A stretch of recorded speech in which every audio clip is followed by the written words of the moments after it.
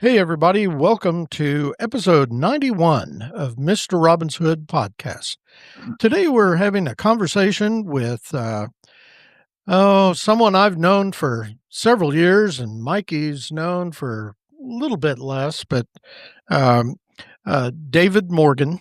And we're just going to kind of do a running sort of conversation about a number of different things. David contributed to a book about his great grandfather, who was an important early pioneer in Oklahoma, and we'll get that going. Uh, I'm Robin Hohweiler, or as I'm known through you folks, Mr. Robin to you. And joining me, as always, is my uh, sparkling co-host, Mikel Sparkling is perfect way to describe me. Mikel Mauree Robinson, also known throughout the podcasting community as Mikey-on-the-Mic. I And didn't know we're that. I Yeah, didn't know that. that's my nickname. Mikey-on-the-Mic. Okay, I could Mikey-on-the-Mic. be. and we're Great. joined, as I said, by David Morgan out of Oklahoma City. And David, if we could just start this off, maybe you talk a little bit about your background. Okay, well, first of all, thank you guys for doing this, and thank you both for all the help you've given me in the last, Robin, it was before COVID, or just as COVID was starting. Right. So it's been 6 or 7 years now. Hard to believe. And of course, it adds years to my life. And how old I am, I'm 78 now. So I wish we could stop that clock. But I think Right. Father Time is still going on. So, but I'm a fourth generation Okie. My great grandfather came here for the 1889 land run, which was in central Oklahoma, of course.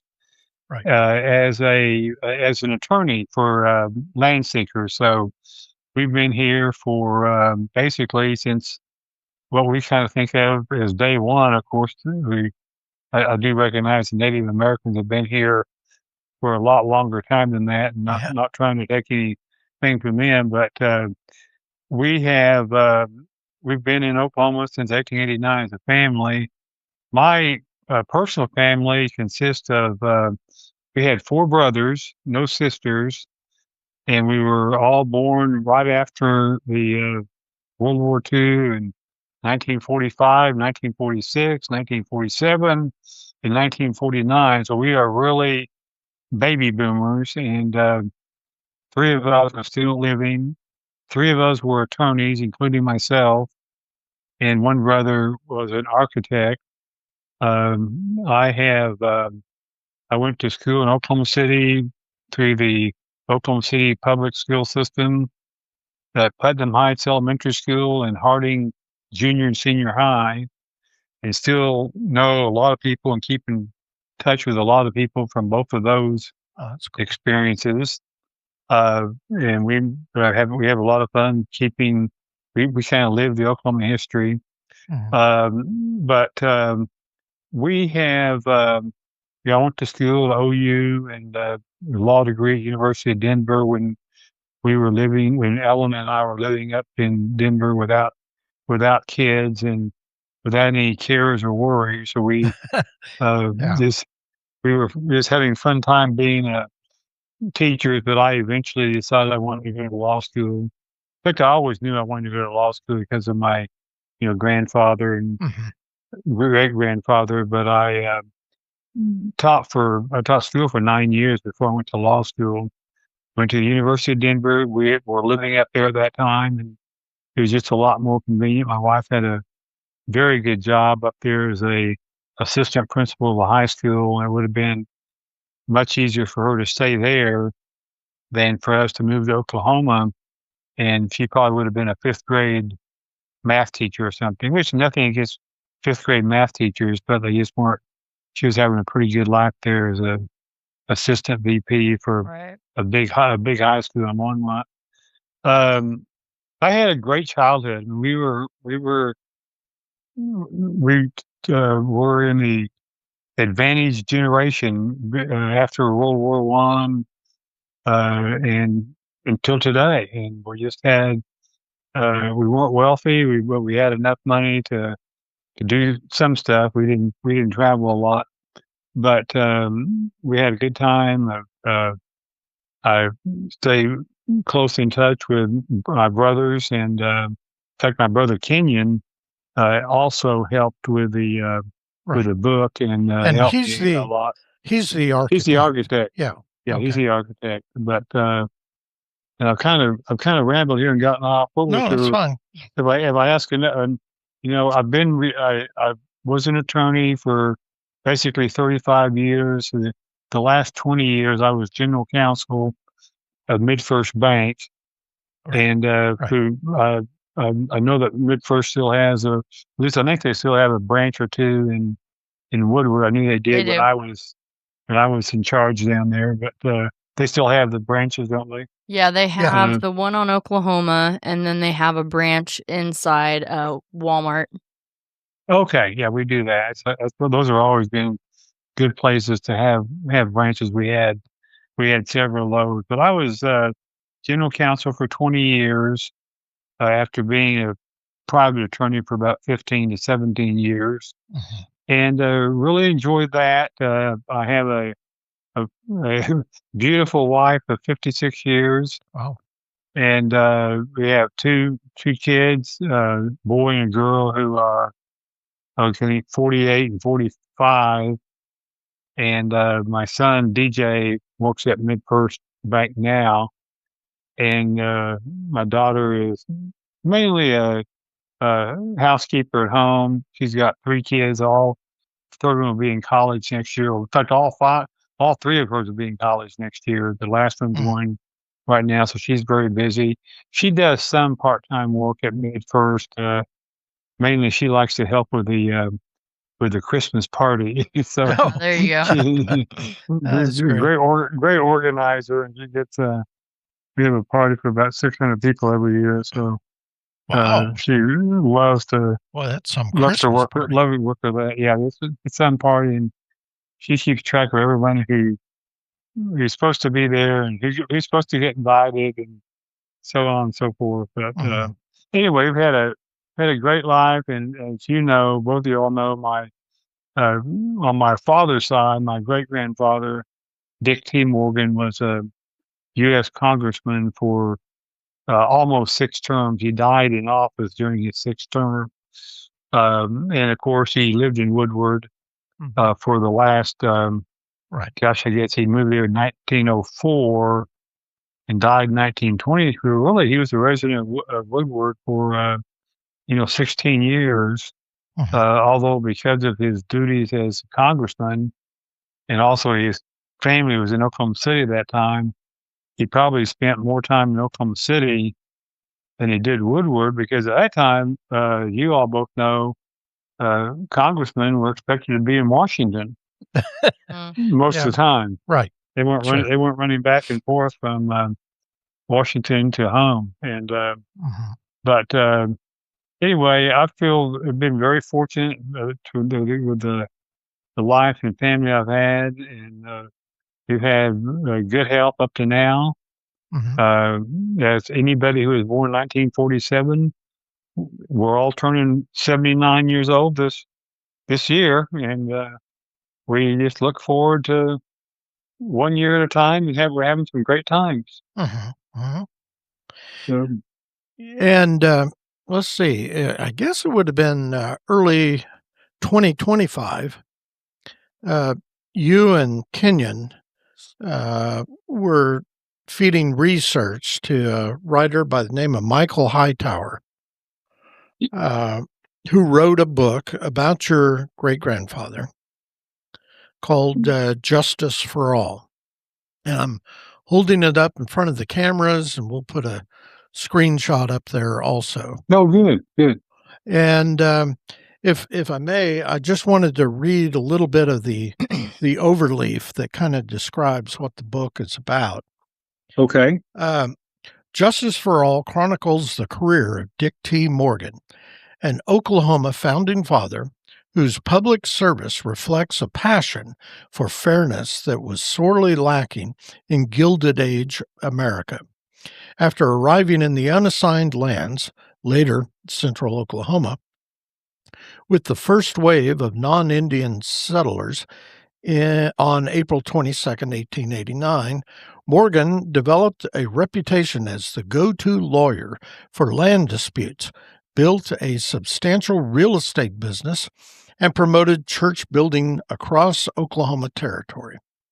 During his tenure in Congress from 1909 until his death in 1920, he helped create institutions that were central to progressivism in the post-frontier period and have shaped modern America, including the Federal Reserve System, the Federal Trade Commission, and the Federal Farm Credit System. Morgan's adeptness in working across the aisle is in a perpetually divided Congress, which sounds familiar, serves as a wake-up call to politicians enthralled to ideology and identity politics at the expense of the public welfare. His speeches, publications, correspondence, newspaper interviews, and congressional testimonies reveal him as a public servant whose bedrock principles were rooted in the Republican Party, that is, the party of Lincoln. In both public and private life, Morgan demonstrated a deep allegiance to what one of his role models, President James A. Garfield, defined as the heart and soul of the nation and the basis of a free government, the church, the school, and the home.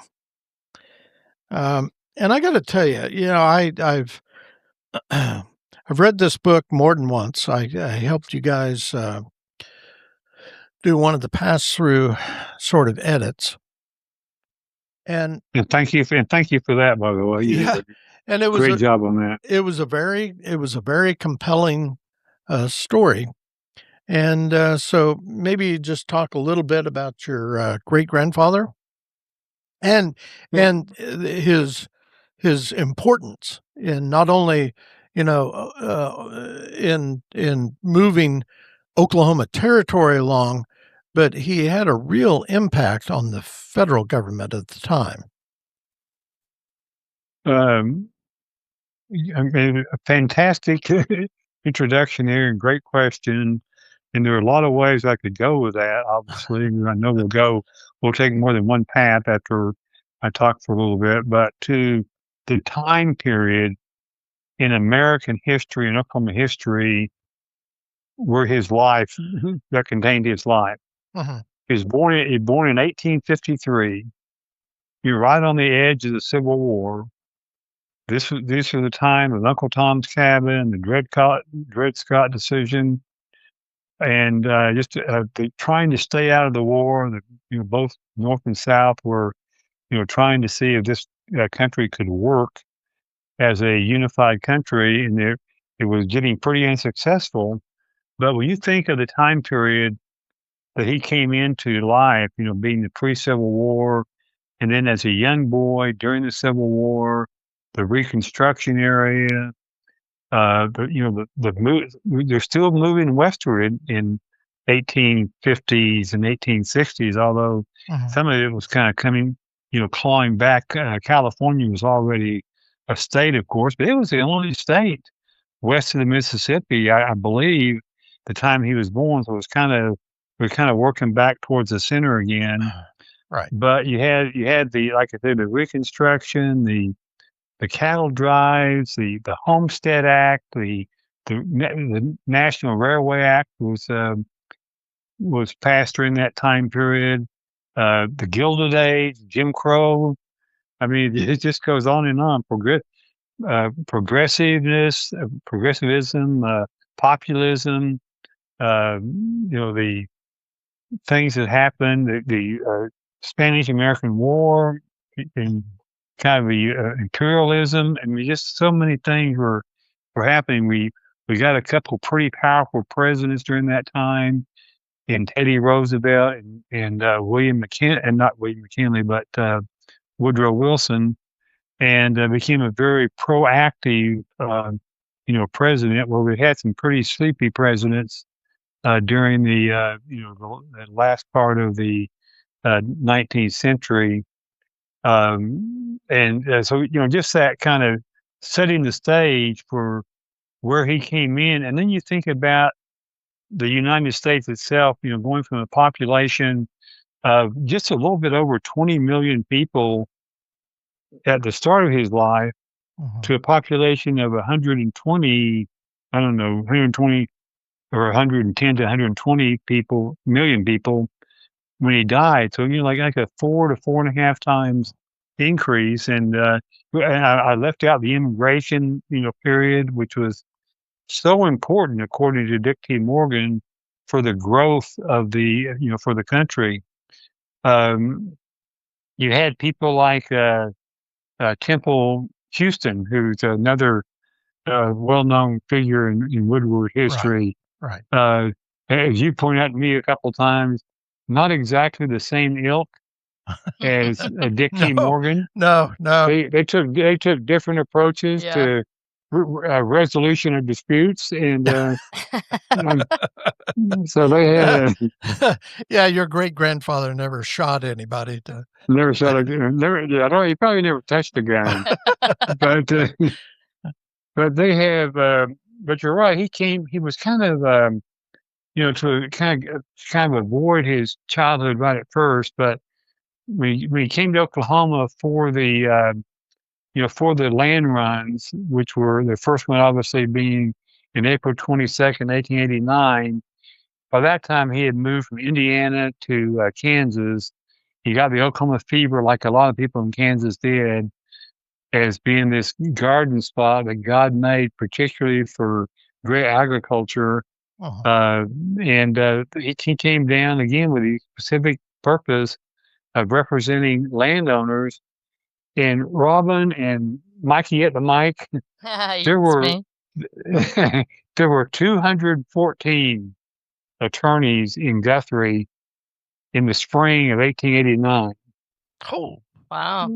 Holy smokes! Yeah. And of course, there were 10,000 people who kind of made the land run and landed in Guthrie or somewhere around Logan County.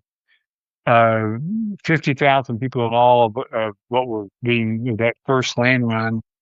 But, those 214 attorneys, most of them weren't licensed or even close to being licensed. Really? But they hung out their shingle. Yeah, there was no requirement to be licensed. Oklahoma had no law. You could call yourself an attorney if you wanted to, and you could convince, landowners or land seekers to pay you, $2 or $3 to help you file your certificate. You can make a little money. Now, Dick T. Morgan had gone to a law school back in Indianapolis, so he was, right. But he was at that time, in the great minority. But the interesting thing is that of these 214 attorneys, over the next 15 years, Dick would represent more homesteaders in Oklahoma than any other attorney in Oklahoma Territory. And he did that by, you mentioned it a little bit, he wrote books on land title law, which was very important for the home seekers because there were more people looking for land than there was land. And there were a lot of title disputes. A lot of title disputes called by the worst thing you could be called in those days was a Sooner. And Soonerism was the deceitful, very deceitful, cheating position that people took to come in to the territory early, secretively, and get the best land. Yeah. And sometimes it was done by very high officials. Oklahoma City mayor was killed, murdered over a land title dispute. Wow. And of course, the stories in Guthrie and Logan County, a multitude of stories of people getting thrown off their land who were the rightful owners, and also not getting land or or taking land when they were not the rightful owners. And all that had to be resolved in some way without a real court system, because there was no court system. Right. There was no legitimate court system in Guthrie or Oklahoma City or anywhere else. You could go to Fort Smith and try to settle a land dispute if you wanted to, but basically it wasn't until the Organic Act of 1890, that I believe it was like signed in May 2nd or something, 1890, by the President Harrison, that you got some resemblance of a court system in Oklahoma, what was now going to be called Oklahoma Territory, which tied together kind of central Oklahoma and the Panhandle. And then, of course, about 3 years later, or what was it, 4.5 years later, the land run that you guys were involved in, the Cherokee Outlet Land Run, was held in September. I believe it was September 16th, if I recall my date right. Yep. For the land run, which was twice the size of the first land run.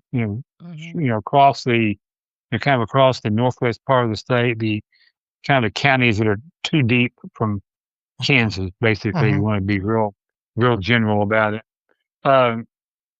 By writing the book, it really was the book about Oklahoma land titles, the Mormon's Manual. It sold over 20,000 copies in 10 years, and I think he ended up having 5 editions of that, because obviously the law that happened would change what the book needed to say in order to get a good title, to your land. The one thing I think you may have mentioned it is the church building that he did. Yeah. He was a very devout disciple of Christ. Had been in the Disciple of Christ church in near Terre Haute, Indiana, where he was actually born and raised, in a little village called Prairie Creek. But he was sold on the idea that part of his reason for being there was to help establish Disciple of Christ churches. Usually those are called Christian churches in a town or another. I know there was one of his churches he founded was the First Christian Church of Guthrie. In fact, the house he lived in it was like near 5th and Cleveland, was right like a half a block from the church site there.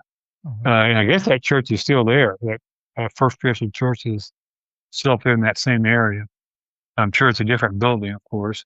But he, by representing landowners, writing books, selling books, helping build churches, helping establish the Republican Party.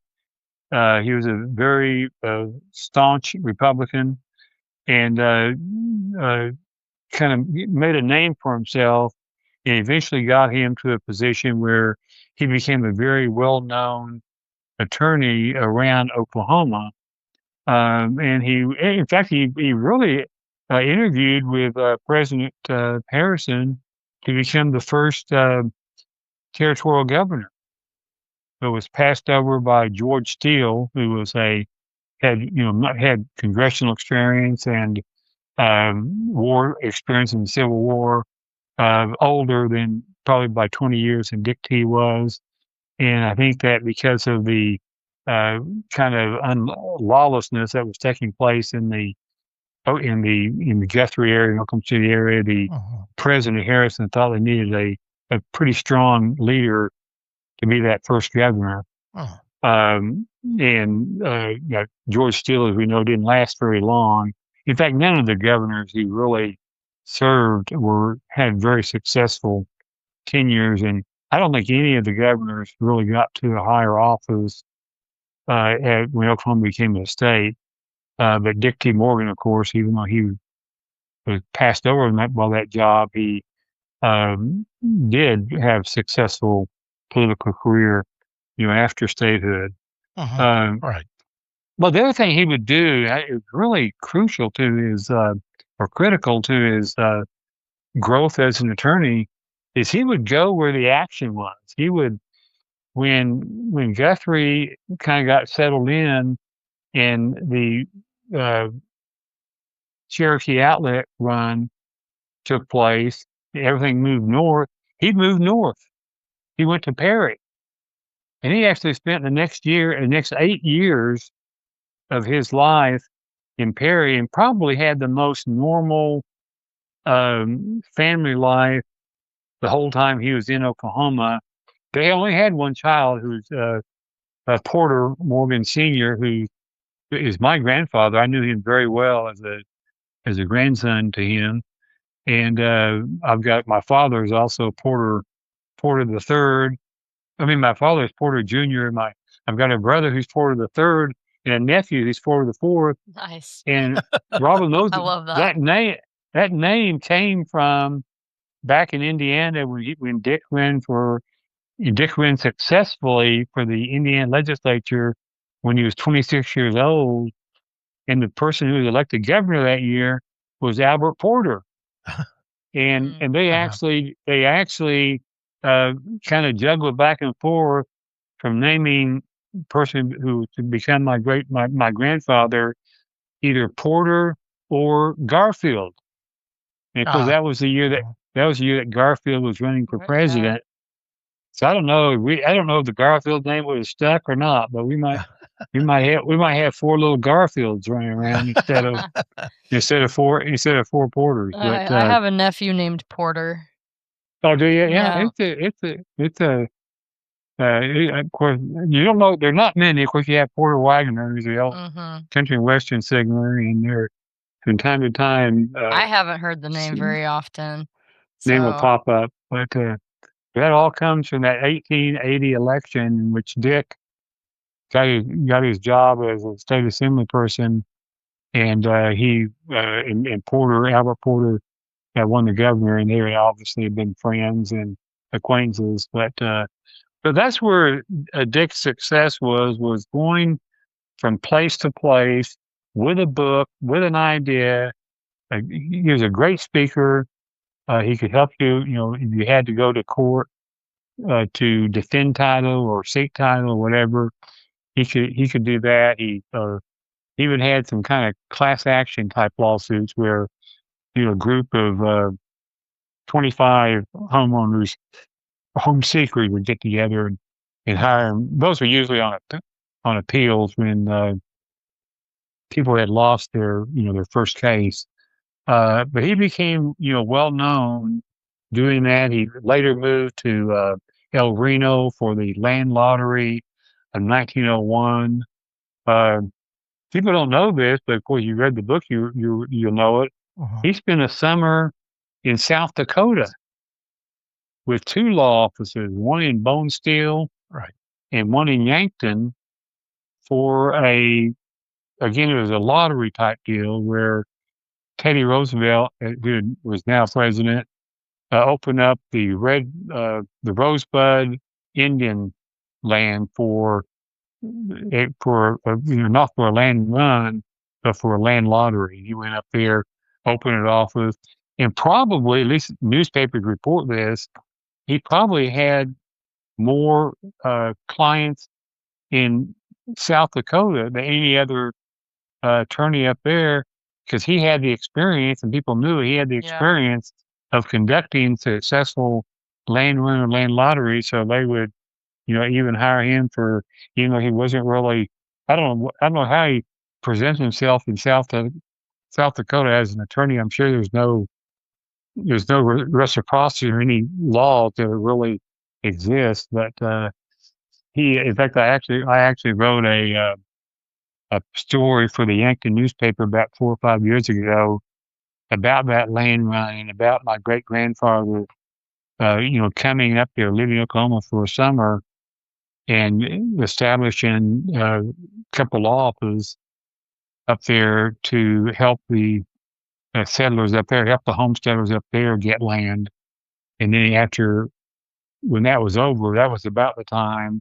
It was the time he got appointed by Teddy Roosevelt to become the register of the Woodward land office. and that's what brought him to Woodward in December of 1904.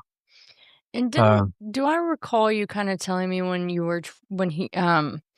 Dick was kind of traveling around, he would post up his law office somewhere near the land office? Oh yeah, I should have mentioned that. Yeah, I thought that was interesting. Well, Very thank you. interesting tactic. Yeah, I wanted to bring that up because I thought that was interesting myself. Oh, absolutely. In Guthrie, I mean, he did it in Guthrie. If you go walk down to 2nd Street right now, you would go. If you go where there's a land office marker now, it's not an office there, but there's a land office marker.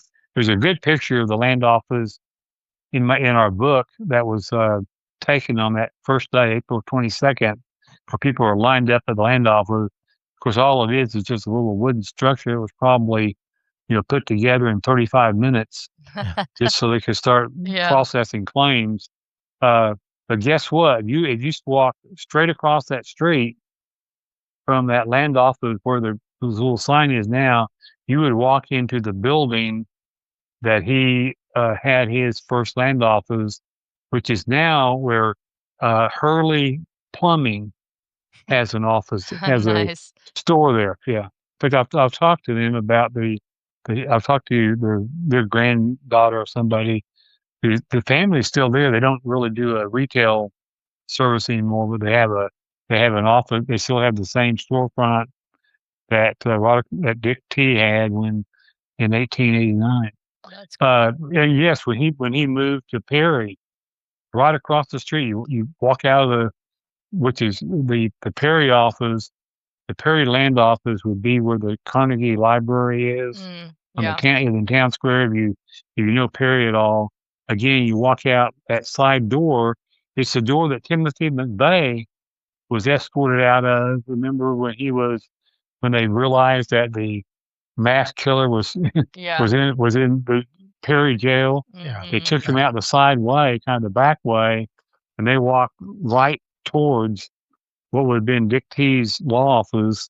It was almost exactly 100 years before. He was there in Perry in 1893 and until 1901, right on that town square.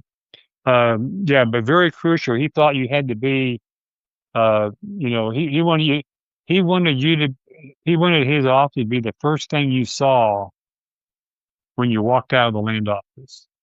Yeah. Well, if you're in the land office, you realize how close he was, and obviously the reputation he was getting as a successful land helper. Mm-hmm. And he also, the other thing he did, and you may remember this too, he would also advertise in other states.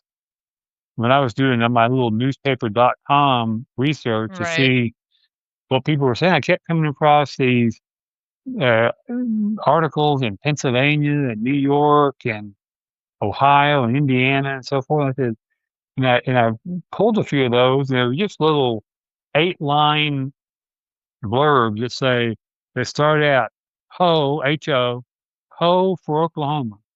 Then you would have, about 2 lines about Oklahoma has this land for free. And then he gave his name, and you could buy a book from him. You could buy one of his books for $1. He'd give you if you bought a book, he'd also give you a map for another quarter. And as you guys know, that map is actually in the back of these books.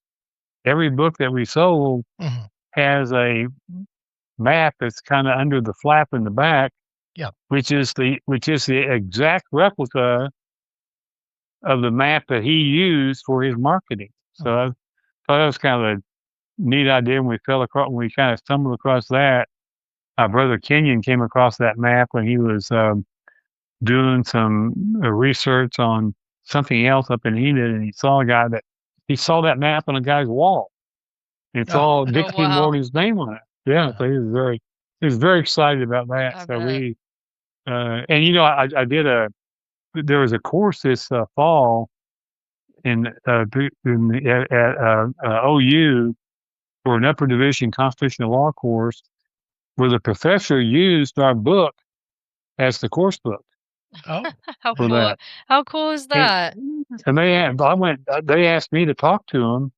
I went down after they, kind of studied most of the semester, and most of them had Kindles when they got the book, but yeah. a few of them had maps, a few of them had books, and everybody realized they had those maps.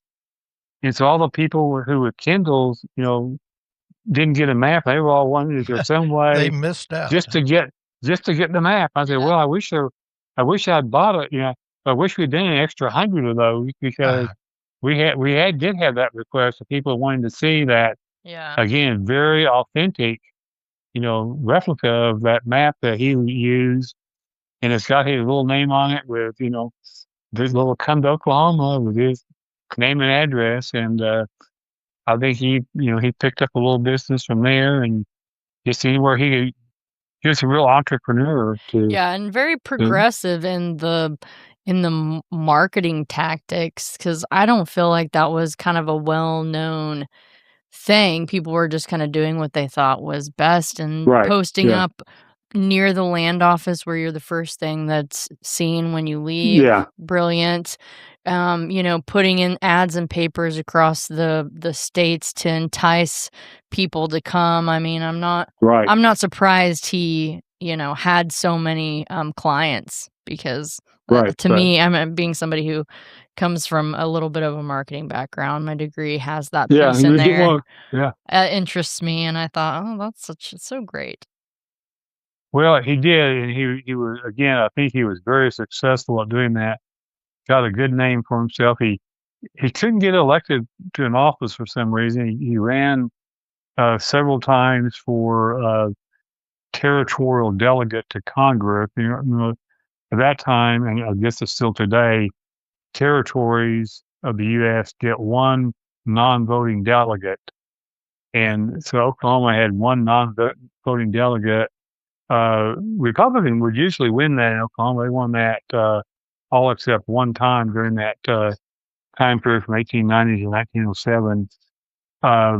But he never got out of the Republican. They didn't have a primary; they had a caucus. He never got out of the caucus, although he worked very hard. Particularly, I mean, in 1902, he basically took off about 4 months and just traveled around the state, and he was the favorite. Everybody thought he was going to win. He was the favorite. But what really happened is Dennis Flynn, who had been very popular, and been there, had already had 3 or 4 victories. They thought he was retiring. He came back at the last minute. Someone convinced him to run again, and he defeated, actually on the 3rd or 4th ballot, defeated Dick T. Morgan. But what Dick does in that situation, he immediately starts campaigning for the person who just defeated him, and he pledges his allegiance, and not just pledges it, but actually backs it up, and he comes out of those with a new friend, someone he really helped and worked hard to win the office. So he was able to. No question, he was disappointed. You can tell by letters to his family that he was very disappointed, especially when he thought a couple of these elections where he led through the first couple ballots and then got defeated. He could tell he was very disappointed and even reluctant to write his wife. One of these was kind of visiting her folks in Indiana, and he put off 3 or 4 days to kind of let her know that he had lost, and she kind of chastised him for that. But I mean, you could just tell. He said, "Well, I agree. I should have written you right away." But he said, I knew." He said it was kind of sad. He said, "I knew you'd be disappointed in me." So he was saying, "Well, that's too bad." But anyway, but then he would immediately go out on the campaign tour, and being a good speaker and talking Republican, voice, which was a I think we all agree now that the Republicans were on the right side of history at that time with the early Oklahoma legislature and their kind of shenanigans to act like they're going to be kind of equal treatment, and then just continuing and kind of double downing on the Jim Crow laws and the after statehood. Hey, can I go back to? Can I go back to his childhood just for a short? Absolutely. Yeah, for term? sure. And thank you for those comments on the like I said, I've got papers everywhere, and all that information was right in front of me, just probably 10 deep somewhere on my desk. But Sounds like mine. Right. yeah, I know I'm not the only one, but no, I tell you people have always asked, what made him have this success, and I mean, I just put it right to his upbringing, his birth, his upbringing, and just the Indiana farm life that he was born into, and just the education background of the farmers around Terre Haute, and his little township was called Prairie Creek. It was about 15 miles from Terre Haute, right on the Wabash River. Beautiful place. Kenyon and I and my wife Ellen have all traveled there on what we called walkabouts to just kind of see where he lived and where find places where he lives. But because even though they were a family of farmers, 9 kids. Wow.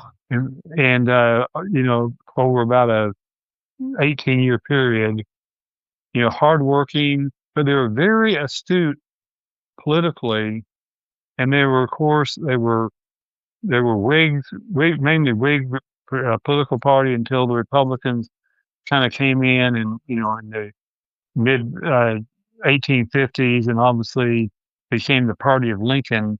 They were very definitely, Republicans. They're very anti-slavery in a state that was, even though it was a free state, had a lot of slaves. They were just right across the border from Kentucky, and they were in a little bit south of central on the Wabash River. They weren't too far. They would have seen a lot of slavery, a lot of slaves doing work, even though, again, the slaves weren't allegedly allowed to be in Indiana. And in fact, Dick was, as we say in the book, well, he was named after a 4-term Whig congressional member, Richard Thompson. Oh, and he says it in his autobiography, which is one of the great pieces we found, was his autobiography he'd written. Unfortunately, it looks like we only have half of it. We just got the first half of his life. But he tells us exactly, I was named after, Richard Thompson, although my name is Dick. It's not, but so his family, I don't know if they knew. I couldn't find any ties where they actually knew Richard Thompson personally, but where they were just Republican supporters, but very definitely, and like I say, they were also, very pro-Lincoln, as I mentioned. And there was a governor in Indiana at that time, Oliver Morton, who was one of Lincoln's first real strong supporters on raising troops for the Civil War. As we know, most of the troops were raised at the state level. They were given quotas to get, but they would, the federal government didn't really go in and, get troops signed up and trained. But Oliver Morton was, even before quotas were given, he was already pounding the pavement for troops for Lincoln. And he also, there was some concern that the Democrats might take over the state house and might secede. That might have changed everything. If a state north of Kentucky had seceded, and actually the governor kind of locked out the legislature for about 30 days, somewhat like some of the things we've seen in the last, years around in America today, where one side will walk out, or one person will walk out, or just do Right. something to keep votes from happening. So it was an interesting place to be, and Dick being Dick, being a smart, curious kid, he knew what was going on, and he was down in the weeds with what was going on. He would, even when he was too young to go to the Civil War himself, he had older brothers and cousins who he actually would go to training and watch them train up in Terre Haute. So he really had became kind of a kind of a wannabe soldier. And there is one story in the book. I won't repeat it all here. Basically, he really wanted to do something, so he he um, he saw these home guard of troops coming through. Every so often, the troops that were kind of left to guard the home front in case some Confederates came up and tried to attack them down. And he noticed they would come through about every 3 weeks, and he thought he wanted to march along with them. So he asked somebody in line if he could march along. And I don't know what they were just kidding him or something. They said, "We'll learn how to play the tenor drums, and we'll put you up front." And so he did. He learned how to play the tenor drums. The next time they came through, he said, "Here I am." And I said, "Okay, kid, go up front. You're in charge." And again, almost 60 years later, in his autobiography, the first story he mentions is that story about getting in to march along with the troops in that home guard troop group. So it was a big deal to him to do that.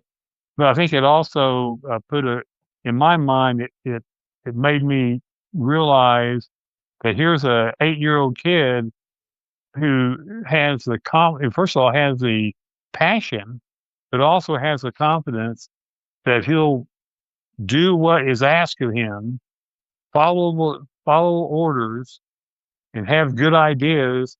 He will get things accomplished.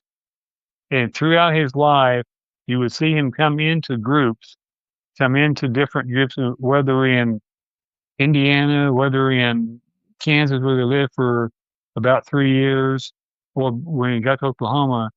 If he came into a group, he would almost always end up being the president of the group. I see. At some point in time. So kind of had that natural leadership. Natural leadership and the passion to kind of to follow through. But by using his the things he had done in Oklahoma, he got to this person. He got pretty well known.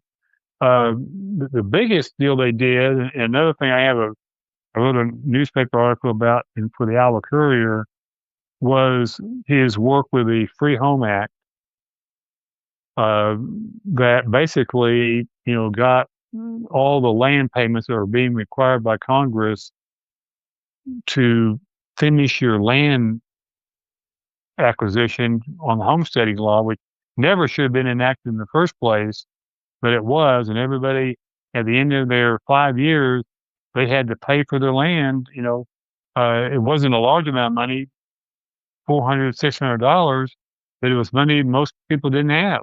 Right. And so they got together a group in Perry. This started when he was still down in Perry in 1895, and they got Congress over a 5-year period to pass the Free Home Act, which basically made all that property free, like other property in other states and other territories had been, not had this add-on charge, and it saved people in Oklahoma $16 million. Wow. Which is basically like $500 million today. Yeah, that's what I was gonna say. That's a lot in today's standard. That's a lot in today's standard. Yeah. And like I said, I wrote a story about that in the Iowa Courier newspaper. That Robin, you and I may have looked at. I may have sent that story to you before. and it's also, there's a lot in the book about it too. Right. And of course, again, he winds up being president of the Free Home Act, of the Free Home League.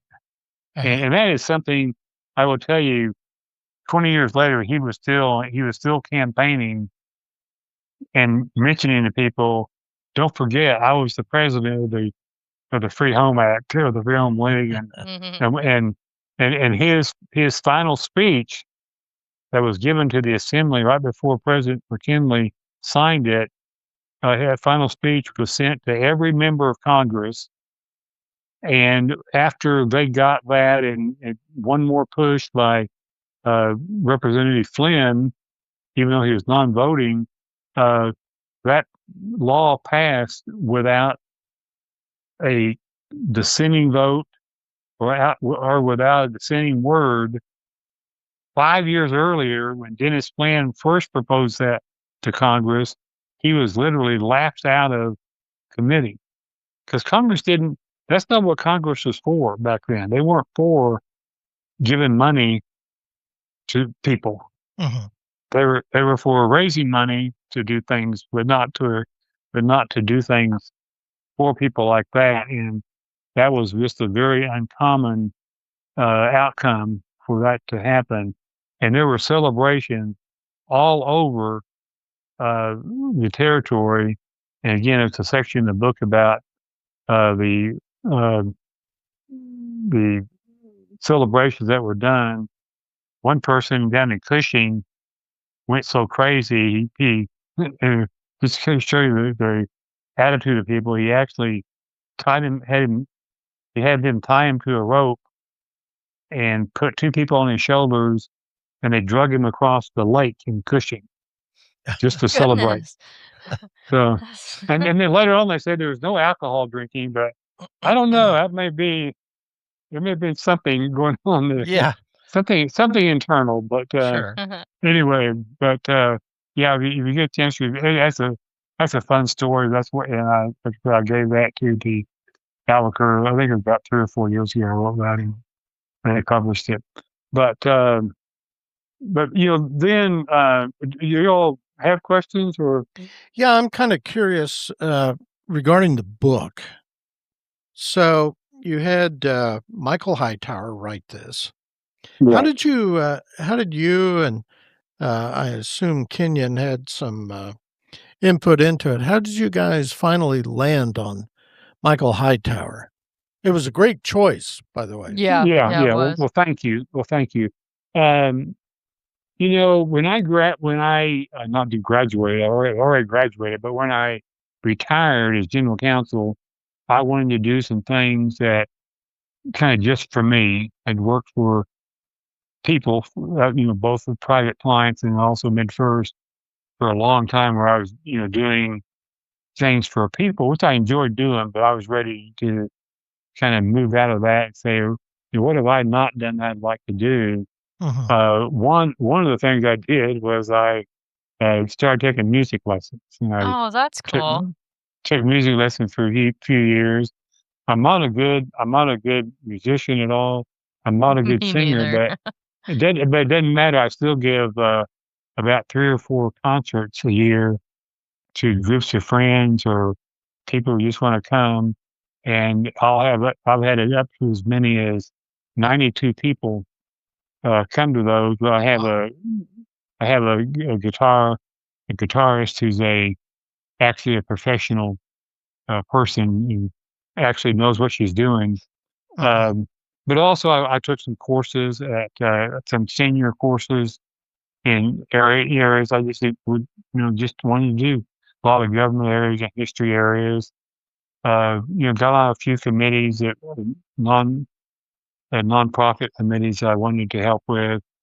But one thing was I wanted to kind of do some the family history on Dick T. Morgan. I didn't know really what we had. I knew what he had done somewhat. I knew he'd been in Congress. I really didn't realize even what districts he had really represented in Congress. And I knew he had something to do with the Federal Trade Commission. I knew he had been referred to by some people as the father of the Federal Trade Commission. I didn't know why. I didn't know what he had done. I just knew that he had some, and probably didn't even know exactly what all the things of the Federal Trade Commission, the history of the Federal Trade Commission, even though, of course, we used it at first. I knew how to implement it in today's world, not in the world of 1913. But Kenyon and people, my dad, who was deceased at that time, he had stuff in his garage and his attic that we'd kind of set aside to look through later. I was pretty busy when I was general counsel at Mid-First. We were going through the banking crisis of 2008. Yeah. And it was just it was a hectic time. I was working, about 60 hours a week. And so I wasn't really able to take on another project until I retired. But once I retired, Kenyon told me that there was some stuff that OU had in the Carl Albert Center, and I ought to go down there and look at that. And Kenyon had been there a couple times. He also a busy architect. He does a lot of senior citizen housing. That was really, busy with all the baby boomers becoming of retirement age. Retiring, yeah. So we were just all very busy. We were very busy. So, but once I retired, I got a few things together. I said, I'm going to go down and spend a day at the Carl Albert Center and see. I bet it'd be really a fun day. Of course, I get down there, I could not believe the amount of stuff they had in boxes and stuff. It was just, it was just like, and every piece of paper was interesting to me. And particularly all the personal letters that had gone back and forth from Dick and his wife, Orietta, because Dick traveled a lot. He'd always write home when he was traveling. Some letters from my own grandfather Porter to his parents. He was growing of age there. He became a lawyer himself. He went to actually both Columbia Law School and also the University of Chicago. He was very, very well educated, and he came back and opened an office in Oklahoma City. But so I just couldn't believe how much stuff there was. And when I got down, I realized that I could spend 3 years down here. And I was going through basically every letter that was written. And then I started, and what I realized is that this was stuff that they had saved, that Orietta, his wife, had saved. And then when she died, after he died, my grandfather Porter took all this stuff down to OU. Oh, okay. To the Western History Center, Western History Department, and then they got it over to this. So when the Carl Albert Center was established for congressional studies, they took it there. But you couldn't believe how like I said, the treasure trove of stuff there. And so I said, I can't. They're talking. You got your own great grandmother and great grandfather talking to you. Yeah. They're just, the words are, and they're telling you what was important to them. They were picking out newspaper articles to put in these files that later got, right in front of me. And and the speeches were, of course, you could go to the congressional record and also get speeches. But in this case, I was getting the speeches that had handwritten edits all over the margin. It was the one that Dick was working with. He wrote a book called Land Credits, A Plea for the American Farmer, that he wrote during one of the recesses, a 300-page book, kind of a treatise, and basically saying the farmer is not getting a fair credit in the way our system's working. And he studied that banking, farm loans in all different countries, Germany, some South American countries, of course, what our history was. And again, like I say, he wrote a 300-page book and gave a copy to every member of Congress. And he became, but the edition I had was from one iteration to another, and he basically had written it out all in longhand. So I get the longhand, which is like he's he's talking and thinking. Mhm. His speeches on the Homestead Act and on the Emancipation Proclamation, handwritten. And then, speeches he gave about the importance of the Emancipation Proclamation and the importance of the Homestead Act, which he later says in speeches that were, in his mind, were the two, I guess, greatest acts in the United States during the first, 100 years. Because he says, one made men free and one gave men free property. Because the Homestead Act had been, remnants of the Homestead Act had been going on since the Northwest Ordinance, the 1780s. Uh-huh. Uh-huh. But it had been also obviously refined, and that was one of those acts that they couldn't get passed because the South kept vetoing it, or not vetoing. Well, I think what word am I thinking of there? Keeping it from being voted on.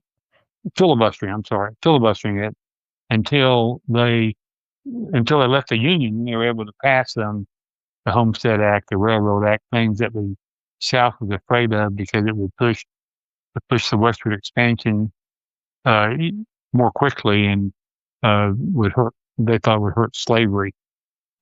But when I saw that stuff, I just had to do something with it.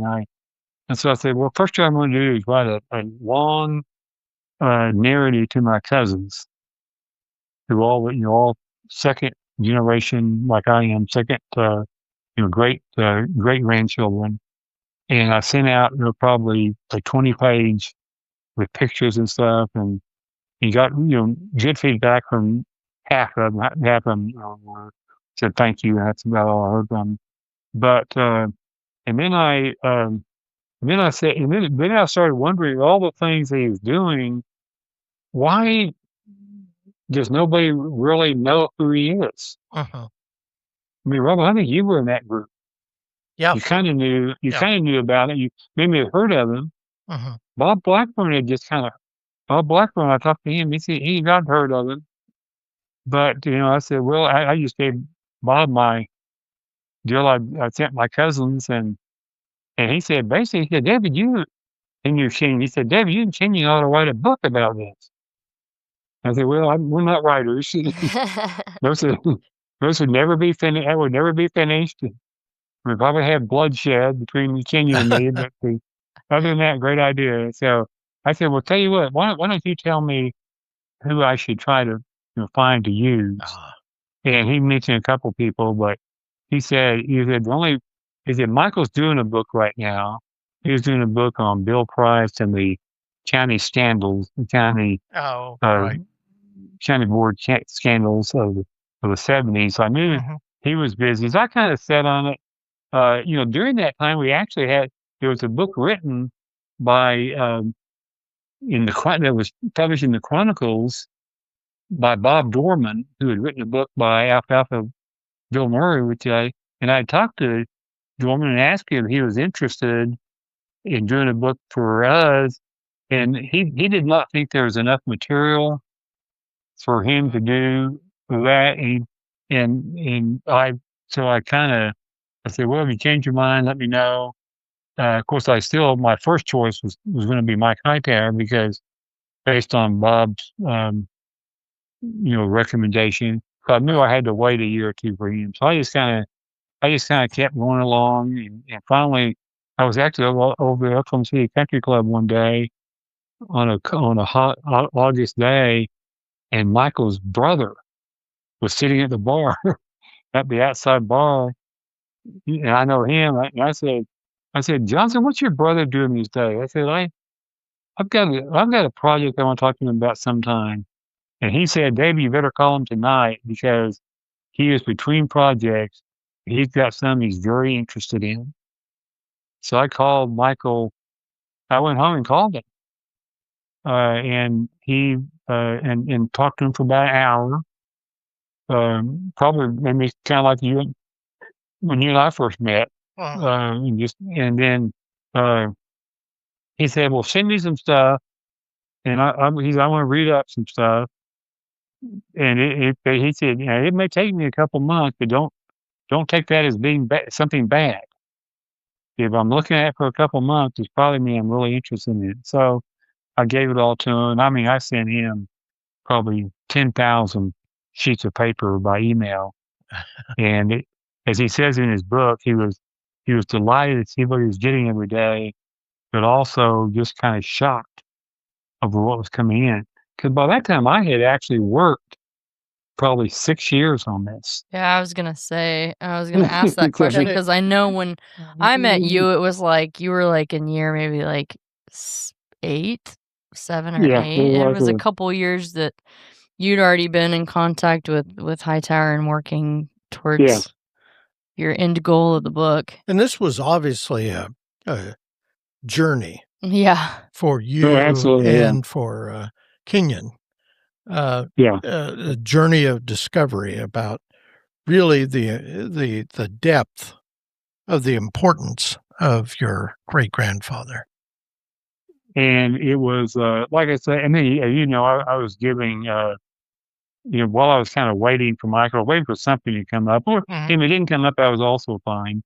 I started giving those Rotary talks, and I probably talked to 25 Rotaries in 2019. Yeah. 2019. That's right. I got a free lunch. And also I got to meet you guys for the first time. I came to Woodward with both a Rotary Club, and then I went up to Gage and did their Rotary Club. I just did that. Just talked to Gage Rotaries a couple months ago, was it? Oh, yeah, I love that. Yeah, they're a great group. It didn't bother me whether I was talking to 4 or 5 people. I think I had maybe 14 or 15 at Gage. They've got a huge Rotary Club. Probably 100 people were there. Wow. Stillwater, there has a couple Rotary Clubs. We probably had 50 or 60 people there. So we'd have. So sometimes I'd be talking to 8 to 11 people, and sometimes I'd be talking to almost 100 or more people. But got in Woodward, we had an article. They put an article on the front page of the paper when I was there in 2019. Now there were 4 or 5 places where we got really good newspaper coverage. How about you? That's almost better than doing a talk, because that newspaper will be there forever. Yeah, sure. My talk is long forgotten. If ever remembered. But so it was just kind of a waiting process for that to happen. And I had this, again, I keep using the word treasure trove, but that's what it was, just a treasure trove of stuff, of getting all kinds of good support from, Carl Albert. They really appeared to really like the collection, because it was their first collection they really had, the oldest collection. And they also said, right now the collection they get, they said, are so cleansed by, the people who are giving it to them, to not have anything controversial come in. That it was, I mean, literally, I knew my grandfather well enough. He was an attorney, and in 1949 he would have been 60 years old, and he was taken down to OU because he didn't want to have to go through it.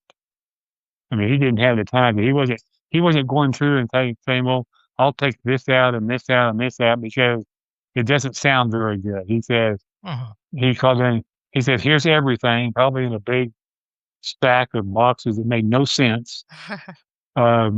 He just basically cleaned his mom's house out, who had died a couple of years before.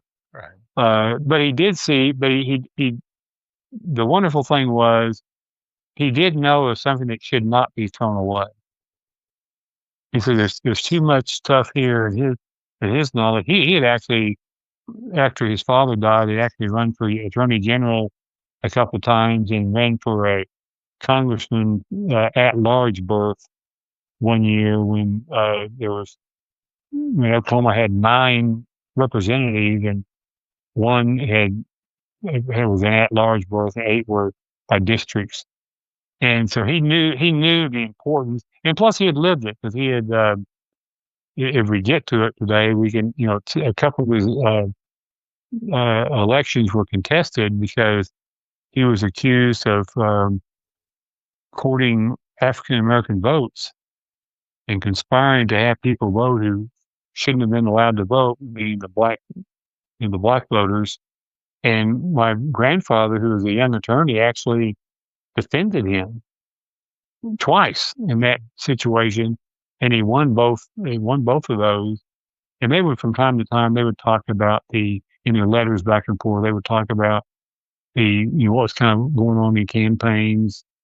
There was a big brouhaha when Dick T. Morgan had promised William Howard Taft, that he would support him for re-election, not knowing that President Roosevelt was going to come back after being on a couple of safaris and wanting to become president for a third term.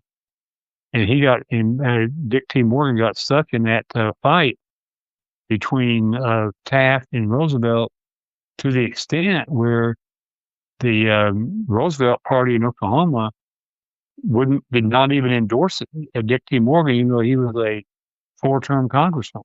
Oh. So they were mad at him for supporting Taft. Of course, Dick T. just felt like he was duty bound. You promise somebody your support. It's his background, that was hard to take back. Sure. That was hard to maneuver around, and he luckily, they didn't support him, but they didn't put up a candidate against him. So he actually kind of got through that, through the side door, and enough to get one more term. That was then in 1912, that election where Taft and Roosevelt, of course, they split the vote, and Wilson became the president. But that's the one that Dick almost just got beat because of the fact that he had made that early promise to support Taft. So much of that stuff was just presented to me, and became a real personal kind of link, or being bound to people I didn't know, but people I really got to love and respect, were my great grandfather, my great grandmother, and we haven't talked about, we know where they went to school together. I know where he proposed to her, just by doing those little walkabouts, and when they were in, Orietta's father was the secretary of the board of trustees of the college where they met. So they were kind of these little sweethearts from the very, very start. Yeah, didn't Dick have kind of a little nickname for her? Oh yeah, he did. He called her Ode, O-D-E. Okay, yeah. I thought that Odie. was cute. I don't know how you pronounce it. He would write it O-D-E. Most of her friends called her Ora, O-R-A, but his letters that would always end very affectionately, loving kisses. When he's out on the road, just, he was trying to love his loving kisses. Then he would sign the letter Dick T. Morgan, but I don't know how romantic that is, but anyway, who knows? But and then they just look, like I say, even little stuff like that. When I first started reading them, they would say he always has an affectionate ending, and when she writes to him, which of course we weren't getting most of those letters, when she writes to him, it was like bye bye. It's like just very cold, very kind of curt ending to the letter. But that even stuff like that was fun to see how they do. But they have.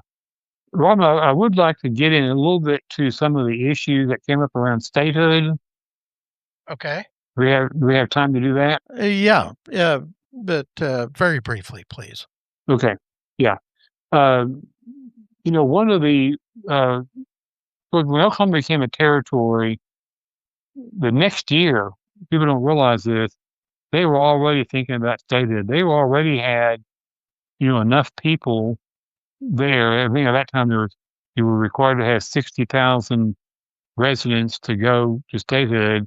Well, by once you had that first run, and certainly after you had the run in 1893, you had Oklahoma basically would have been the most populous territory that ever came to statehood.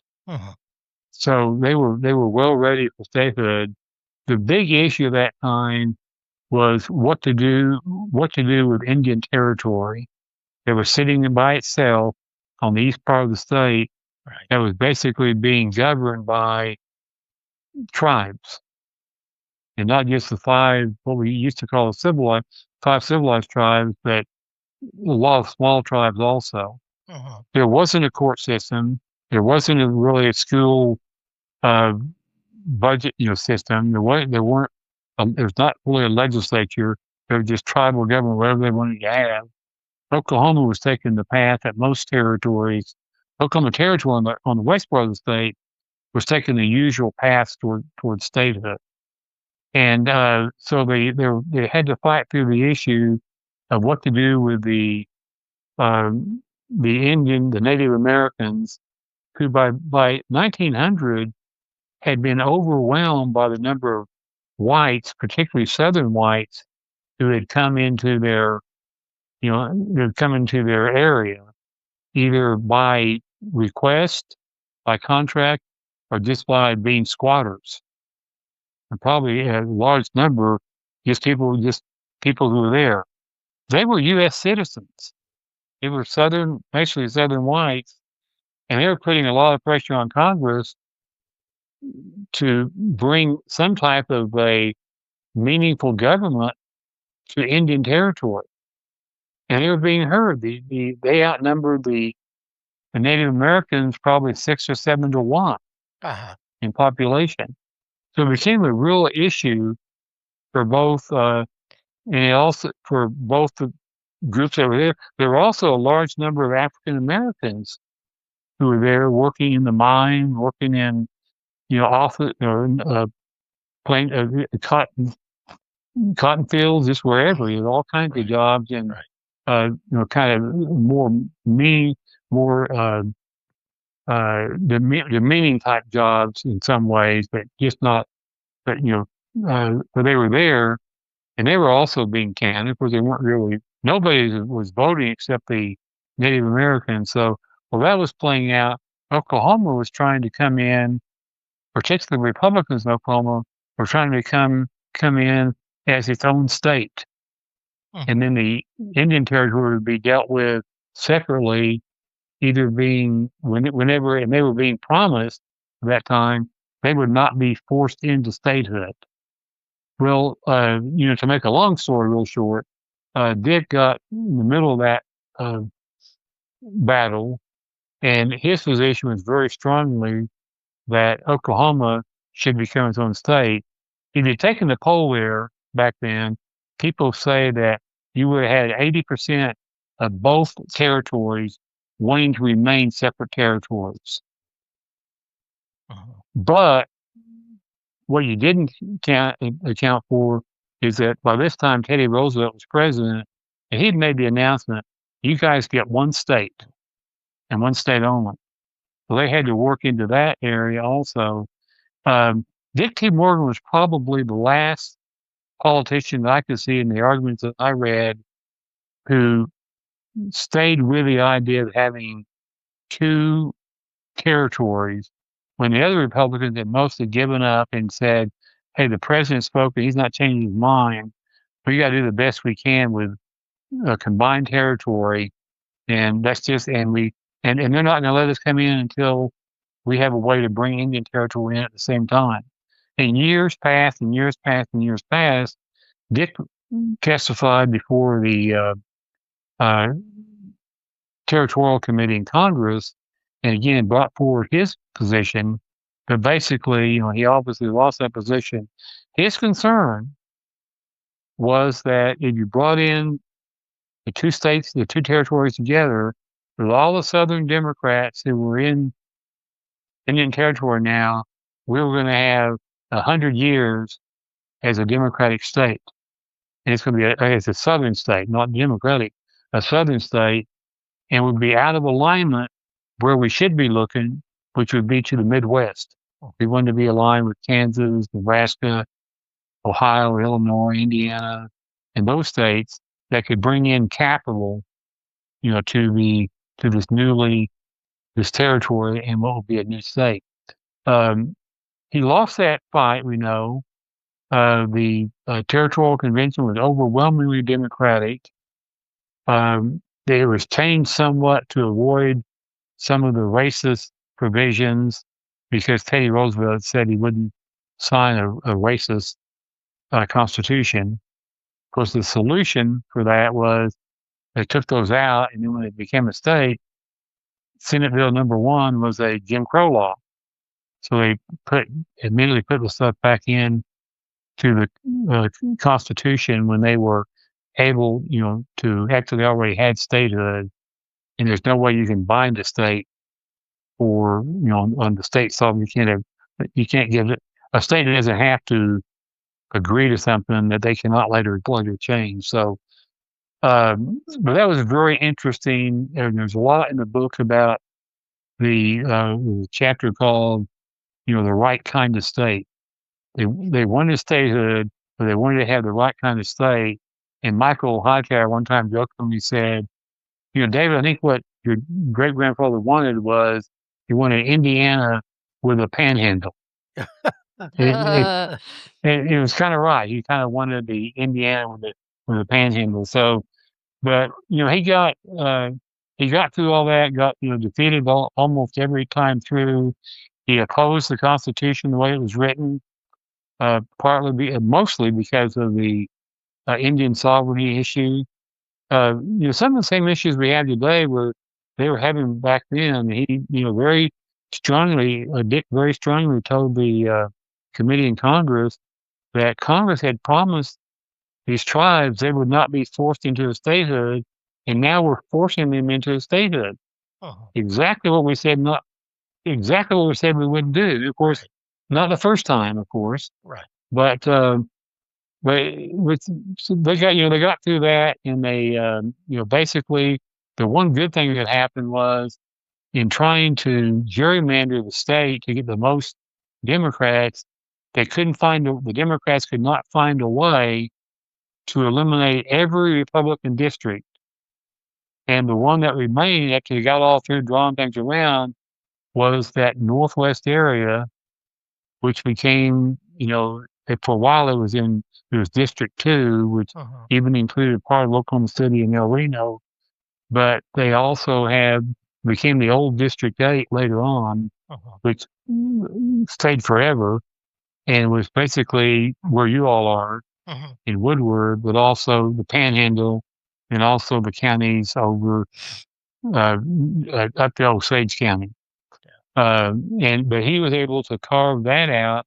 And he said, I have a chance to win that district. And he had a good kind of taking off point now, being with his job in Woodward. He had a little political backing, and he was able to, become the only Republican congressman most of the time that he was there for those 6 terms. And he had to get his victories by basically being a minority person. Although we talked about the Federal Trade Commission, he introduced that, but when Wilson became president, the Democrats took that over, and it became a Democratic bill instead of a Dick T. Morgan bill. Same with the Farmer Loan Act. He was a initial sponsor, but when Wilson came in and the House and Senate changed and the presidency changed parties, they took that over. It wasn't until 1918 that the Republicans came back and at least took the House and then you had some more. He had a more influence on some of the legislation, through that were important things to him through the House. The more farmer lending stuff, some of the benefits that were going to be given to soldiers after World War One, and matters like that. And there's a lot in the book about his years in Congress, which we really haven't touched on here today. I know you guys are going to get Michael to talk some too. Mm-hmm. Michael's very obviously very up on those that legislation that he either sponsored or supported while he was in office. Yeah. All right. Well, David, thank you so much for your time. We certainly appreciate it. And I hope it's usable. Oh, absolutely. So I heard the number 91. What was the? So this is already, you have 91 of these already. Yep. Wow. This is your episode 91, and I think this we'll drop this, I think, in, hang on one second. March 17th. So. Okay. Now, are all these on your website? Yeah. Mm-hmm. Can you get all the ones you have? Yeah, I'll text you the link to our Podbean website, David. That way you can kind of go check it out. Yeah, I like it. And also we want to, encourage people that are interested in, the history and congressional history and everything that to consider picking up Dick T. Morgan, Justice for All. It's a great read for sure. And happy to say Robin and I contributed in our own little way to it. So we have it for sale in the museum, but also it can be bought through OU Press and on Amazon as well. Amazon, and you can get Kindle on Amazon. Right.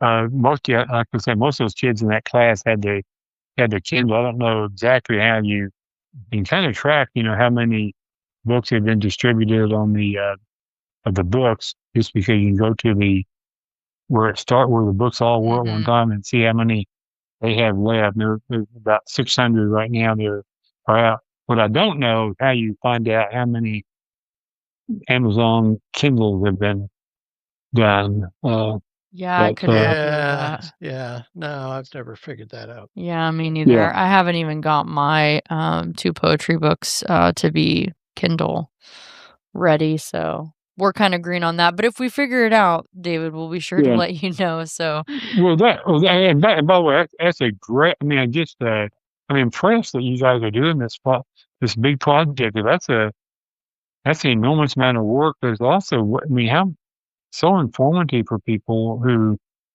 I assume these things will be here forever. We hope. Yeah. That's a great. Someone wanted to study it. Is it mostly around Woodward County? No, we're kind of all over the place. All over the place. Yeah, we have a writer that lives out in New Jersey that writes for science journals, and she comes on and talks to us occasionally. And we're trying to reach outside of this area. So as long as we can get people convinced to talk to us, it's easy. People like you, David, that we know and that are here kind of in the area, but we've tried and been turned down by some people, but we won't stop. Yeah. We'll always try. So well, that's good. I'm glad you're being persevere and getting this done. Good perseverance to get that done. That's an important thing. If you can get whatever you can get done on it. But all righty. Well, thank you for including me so much. And I look forward to hearing it. All right, David. Thanks so much for your time. And thank you. We'll talk to you later. Take care. Okay. Bye. Bye-bye. I hope Okay, everyone, enjoyed that. If you have any questions for either Mikey or myself about today's episode or any other darn thing, you can email us at mr.robin@mrrobinshood.com or Mikey@mrrobinshood.com. You can also find us on Facebook at Mr. Robin's Hood Podcast. As always, you can also reach out to Mikey or me via Podo phone at 580-827-1113. Maybe you just want to get something off your chest or you're feeling some butt pain because of something we said during the podcast, give us a call. Keep in mind that we aren't likely to answer, but you can leave a voicemail. Text us if you have a question, concern, complaint, compliment, suggestion, whatever. Just don't be a dick about it unless you're Dick T. Morgan. Ha! But in the meantime, tell all your friends to listen to this podcast as though their lives depend upon it. As always, you can stream or download episodes of Mr. Robin's Hood Podcast wherever you usually find that sort of nonsense. We're on iHeartRadio, Amazon Music, the Podbean app, Apple Podcasts, Player FM, Listen Notes, and Podchaser. You can also stream them directly from our Podbean website at mrrobinshoodpodcast.podbean.com. For free. So we'll close now by reminding everyone, as we always do, stay hungry, stay foolish, and most importantly, stay weird. Bye.